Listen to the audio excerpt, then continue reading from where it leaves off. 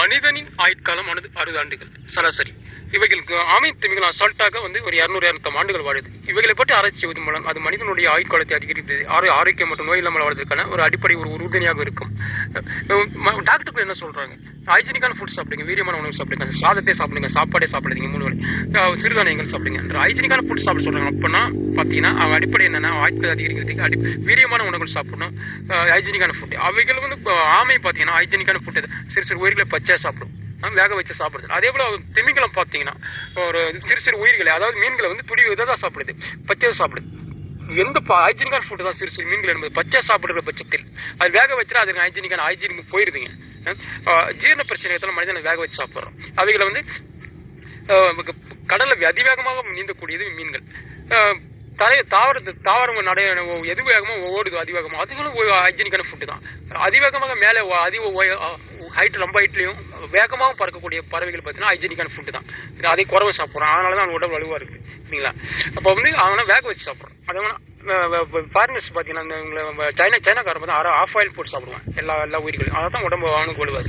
இவைகளை வந்து மூச்சுக்குளம் மட்டும் அதிகமாக இருப்பது மட்டுமே அது காரணம் இல்லை. இது மாதிரி பச்சை சாப்பிடுவது இது ஒரு மிகப்பெரிய ஒரு காரணம். இப்போ காய்கறிகள் பார்த்தீங்கன்னா பச்சை சாப்பிடுவோம் நம்ம, அது நெஞ்சு கறிக்கல் பிரச்சனை வந்து அதிகமாக சாப்பிட்டா நெஞ்சு கறி பிரச்சனை ஏற்படும். ஆனால் நம்ம பழங்களை வந்து நம்ம வந்து பச்சை தான் சாப்பிட்றோம். அது வந்து இது ஸ்வீட் இருந்தாலும் இனிப்பு இருந்தாலும் அது வந்து ஜீரணம் ஆகிடுது. கொஞ்சம் அதிகமாக சாப்பிட்டாலும் வந்து வயிற்றுப்போக்கு ஏற்படும். ஆனால் காய்கறிகள் அதிகமாக சாப்பிட்டா நம்மளுக்கு வயிற்றுப்போக்கு ஏற்படாது அப்படிங்க. அப்போ வந்து நம்ம வந்து ஆமை திமிங்கலம் வந்து உயிர்களை வந்து பச்சை சாப்பிடுவதன் மூலம் அவைகள் வந்து ஹைஜீனிக்கான ஃபுட்டை வந்து அவங்க எடுத்துக்கொள்ளுது. மூச்சுப்பழம் மட்டுமே அது காரணம் இல்லை.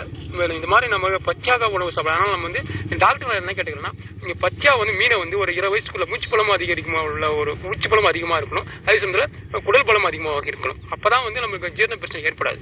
அது 20 வயசு 15 வயசுக்குள்ள இளைஞர்களை வந்து பச்சாக மீனை வந்து கொடுத்து, அது ஸ்வீட்னா நம்ம பழங்களோட ஸ்வீட் அதை கலந்து மீன் பச்சை இருக்கிற மீனில் பழங்களோட ஸ்வீட்டை மிக்ஸ் பண்ணி அவங்க கொடுத்து இது ஆராய்ச்சி பல மாதங்கள் பல வருடங்கள் ஆராய்ச்சி இவங்க கொடுத்து எப்படி உடல் பலம் எப்படி அதிகரிக்குது, ஆயுட்காலம் எப்படி அதிகரிக்கிறது திமிங்கலத்தை போல.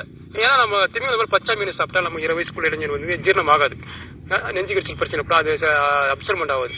மூச்சு பலம் அதிகமாக இருக்குது 20 வயசுக்கிறவனுக்கு இளைஞனுக்கு, குடல் பலம் அதிகமாக இருக்கும். இவனுக்கு வந்து இந்த மீன் பச்சை மீனை வந்து திமிங்கலத்தை போல கொடுத்து அது பழங்கள் இனிப்பை கொஞ்சம் கூட கலந்து கொடுத்து ஜீரண சக்தி அதிகரிப்பதன் மூலம் அவனை ஆராய்ச்சி செய்து அவங்க ஆயுட்காலம் உடல் பலம் மற்றும் ஆயுட்காலம் எப்படி அதிகரிக்குது, நோய் இல்லாமல் எப்படி உடல் உறுதியாகுது என்பதை நீங்கள் ஆராய்ச்சி டாக்டர்களை PhD படிக்கிற ஆராய்ச்சியாளர்களை நான் கேட்டுக்கொள்கிறேன், பரிந்துரைக்கிறேன். தேங்க்யூ.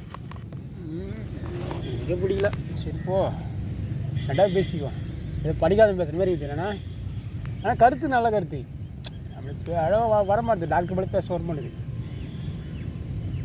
சின்ன ஷார்ட் வீடியோ பேசி டைப் பண்ணணும், ஏன்னா அதுக்கப்புறம் 2 பேசி டைப் பண்ணணும், அப்போ கரெக்டாக வரும்.